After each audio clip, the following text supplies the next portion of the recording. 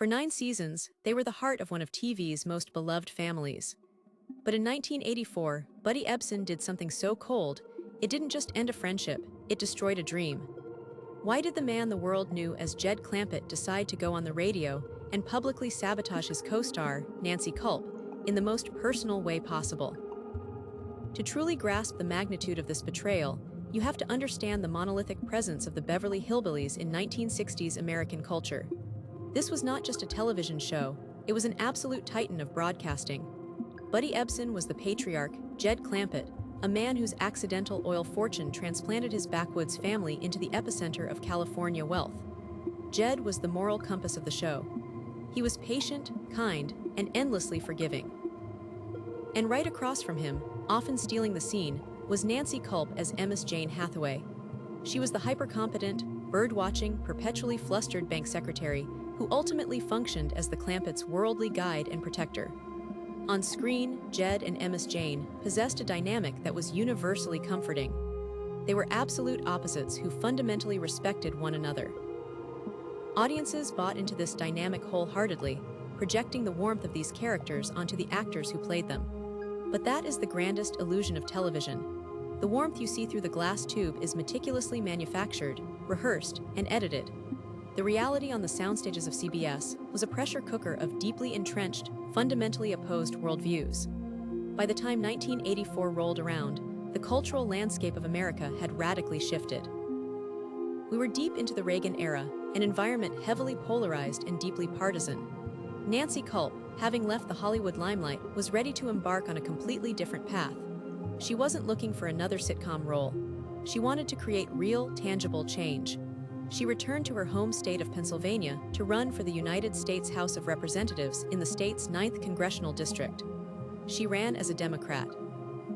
And this singular decision would ignite a dormant powder keg that had been sitting quietly since the show ended, bringing the fictional world of Beverly Hills crashing violently into the harsh reality of Pennsylvania politics. To understand the sheer cruelty of what happened in 1984, we have to travel back to the set of the Beverly Hillbillies and dissect the profound ideological chasm that separated these two actors. Buddy Ebsen and Nancy Kulp were not just slightly different, they were polar opposites operating in a confined space. Ebsen was a staunch, unwavering conservative. Born in Illinois and raised in Florida, his journey to Hollywood stardom was paved with traditional, pull-yourself-up-your-bootstraps mentalities. He believed intensely in individual self-reliance and was a proud, outspoken Republican. Nancy Kulp, on the other hand, was fiercely liberal. She was an intellectual, a woman who cared deeply about social safety nets, progressive policies, and collective responsibility. According to other cast members, including Donna Douglas, who played Ellie Mae, Ebsen and Kulp would engage in incredibly heated political arguments on set. These weren't just passing disagreements over lunch. They were ferocious, weeks-long debates that completely saturated the working environment. They were professionals, so when the director yelled action, they smiled, hit their marks, and delivered the laughs. But the second the cameras stopped rolling, the battle lines were immediately redrawn. Let's look at 3 distinct realities of this on-set tension. First, the power dynamic. Buddy Ebsen was the undisputed star of the show. He was the anchor, the highest-paid actor, and the central figure of the franchise. Nancy Kulp was a supporting player. In the rigid hierarchy of 1960s television, Ebsen held all the leverage, which meant Kulp was always fighting an uphill battle to have her voice heard and respected, both creatively and ideologically. Second, the nature of their arguments mirrored the profound cultural shifts happening outside the studio walls. Remember, this show filmed during the height of the 1960s civil rights movement, the Vietnam War, and massive social upheaval. Their debates were microcosms of a deeply divided nation. Third, and most crucially, was the absolute failure to find common ground. Unlike some colleagues who agreed to disagree, Ebsen viewed Kulp's politics not just as a different opinion, but as fundamentally incorrect and somewhat dangerous to his worldview. This wasn't friendly banter. It was a simmering resentment that was tightly capped by the necessity of producing a hit television show. He managed to keep the lid on it for 9 years, and even reunited for a television special in 1981, leading the public to believe they were lifelong friends. But the resentment never actually evaporated. It just went dormant, waiting for a spark. That spark arrived in 1984. Nancy Kulp, at 62 years old, decided to step into the grueling arena of national politics. She secured the Democratic nomination for Pennsylvania's 9th District. This was an incredibly brave, perhaps even naive endeavor. She was running against the formidable incumbent Republican Congressman Bud Shuster. The district heavily leaned conservative, making her an extreme underdog from the very first day. But Kulp was passionate. She was knocking on doors, rallying local supporters, and even leveraging her Hollywood connections to build momentum, receiving public endorsements from high-profile stars like Ed Asner. She was putting her entire life, her reputation, and her finances on the line for a dream she deeply believed in. And then, out of absolutely nowhere, Buddy Ebsen intervened. Ebsen did not live in Pennsylvania. He had absolutely zero ties to the 9th Congressional District. He lived 1,700 miles away in the comfort of California. He had no constituents in the area, no local business interests, and no personal stake in the outcome of this specific local election. Yet, upon hearing that his former co-star was gaining a bit of traction, Ebsen took it upon himself to actively sabotage her. He reached out to Bud Shuster's campaign and volunteered to record a brutal attack ad against the woman who had helped make him a television icon. The Shuster campaign, knowing the devastating psychological impact this would have on the electorate, eagerly agreed. Ebsen recorded a radio commercial where he used his famous, folksy, trustworthy Jed Clampett cadence to politically assassinate Nancy Kulp. In the ad, he explicitly called her too liberal for Pennsylvania and suggested she was essentially a Hollywood elitist trying to manipulate the working-class voters. The level of vindictiveness required to execute this is staggering. Think about the mechanics of this betrayal. It takes effort to track down a local political campaign across the country. It takes time to coordinate with their media team, to write a script, to go into a studio, and to record an audio hit piece. This was a premeditated, calculated strike. Ebsen weaponized the trust the American public had in Jed Clampett and turned it into a political missile aimed directly at Kulp's campaign. He didn't just disagree with her, he wanted to publicly humiliate her and ensure she suffered a crushing defeat. The fallout from this radio ad is a masterclass in the psychological concept of the curiosity gap and semantic cohort matching. When a deeply entrenched piece of nostalgia is violently contradicted by real-world malice, the human brain demands an explanation. The general public, the voters in Pennsylvania, and fans around the world experienced massive cognitive dissonance. How could Jed Clampett stab Ms. Jane Hathaway in the back? This question dominated the local news cycles. Ebsen's interference worked with devastating efficiency. The ad played constantly, entirely shifting the narrative of the campaign. Instead of debating local infrastructure or economic policies, Kulp was forced to answer endless questions about why her own television family hated her. The psychological toll on Kulp was immense. She felt profoundly betrayed.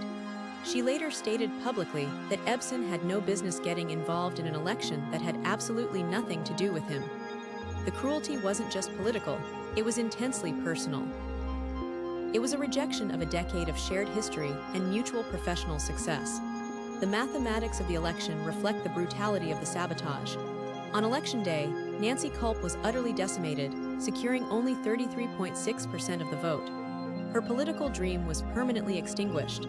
But let's look at the technical mechanics of why Ebsen's strategy was so destructive. First, it utilized authority hijacking.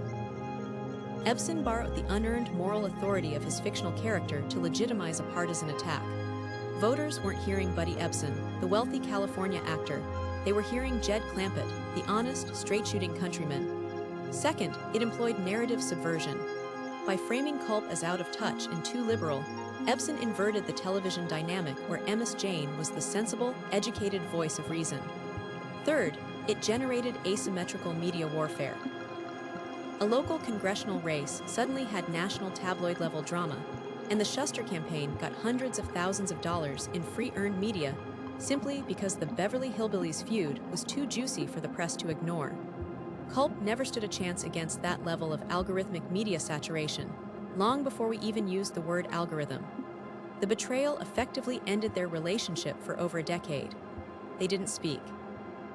The silence between them was a heavy, cold testament to the fact that politics can easily override basic human decency and professional loyalty. This kind of real-world intersection where Hollywood fiction crashes into political reality is rare, but when it happens, it is always explosive. Consider the broader implications of actors weaponizing their fan bases against their own colleagues.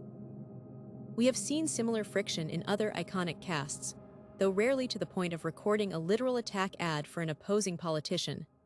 Think about the public feuds between the cast members of Star Trek, where George Tack and William Shatner's personal resentments have frequently spilled over into public disparagement, shattering the illusion of the harmonious Starfleet crew for millions of fans. Or look at the contemporary examples of cast members from massive movie franchises publicly disavowing one another over political endorsements during highly contested presidential races. What makes the Ebsen and Kulp case study uniquely fascinating is the sheer asymmetry of the conflict. Kulp was fighting for a local seat. Ebsen was launching a localized strike from a national platform solely out of ideological spite. It serves as a textbook example in political science and media studies of how celebrity endorsements, or in this case, celebrity condemnations, can bypass rational voter logic and directly manipulate emotional nostalgia. The electorate's parasocial relationship with television characters proves to be a highly exploitable vulnerability in democratic processes. The Beverly Hillbillies incident stands as the ultimate blueprint for this specific type of media manipulation. Ultimately, the cruel 1984 betrayal left a permanent scar on the legacy of the Beverly Hillbillies. Buddy Ebsen allowed his rigid political ideology to obliterate a profound human connection. It is worth noting that years later, as Kulp was battling terminal cancer, Ebsen reportedly reached out, and the two managed to broker a fragile, private reconciliation just before she passed away. But the damage to her political dream was already done, immortalized in political history as one of the most petty acts of celebrity sabotage ever recorded. It forces us to ask a terrifying question about the media we consume. If the most comforting, wholesome families on television are hiding this level of venom behind the scenes, what other legendary Hollywood friendships were actually bitter, real-world rivalries? If you thought the tension in the Clampett mansion was intense, you need to hear what was actually happening off-camera between the actors who played the most iconic sci-fi duo of the 1990s. We are breaking down that complete timeline next, and the truth is darker than you think.